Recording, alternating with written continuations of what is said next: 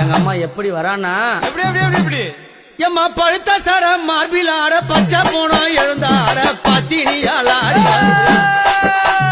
பழுத்த சட மார்பிலாட பச்சை போனோம் எழுந்தாட பத்தினியாளாடி வருகிறா முக்கா சட மார்பிலாட அம்மா அந்த முக்கா சட மார்பிலாட